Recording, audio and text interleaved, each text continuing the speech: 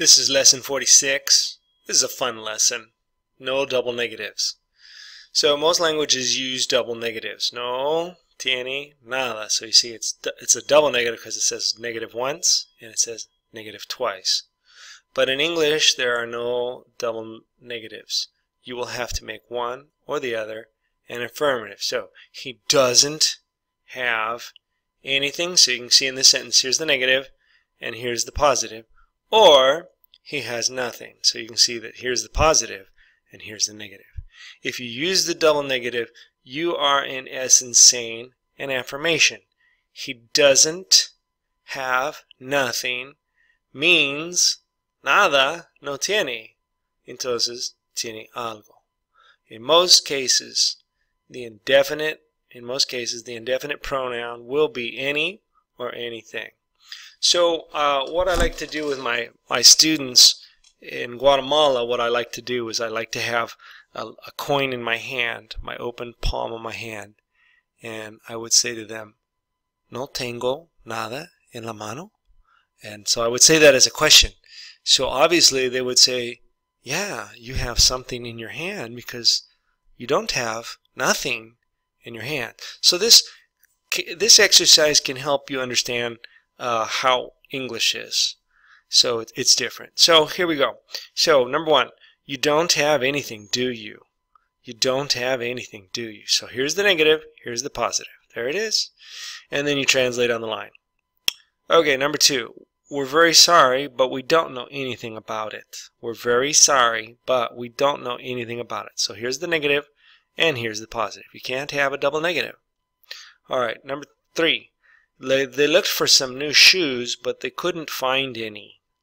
They looked for some new shoes, but they couldn't find any. So here's the negative, and here's the positives. This is the most common way of doing it, is to put the negative first.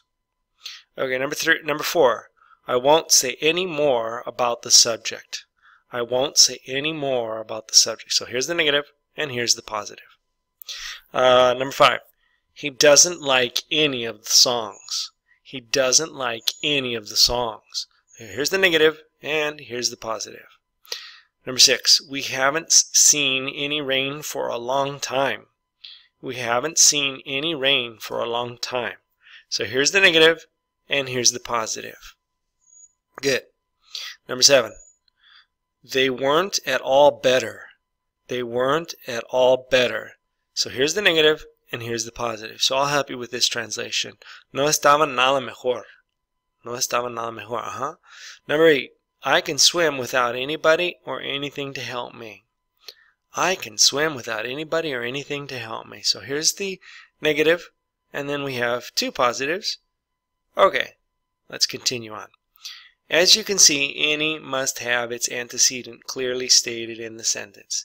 It is an adjective, sometimes a pronoun. On the other hand, anything is a compound noun without referring to the antecedent directly in the sentence. So anything gets translated like that. Now you try it. Okay, so you're going to put these sentences into English, and I'm going to let you wrestle with it all by yourself. So if you have any questions, put in the comments. Vocabulary 46, 11 words and phrases, total to date 808. At all, compound, double, essence, in essence, long time, look for, looked. So remember that search is the word for like some kind of formal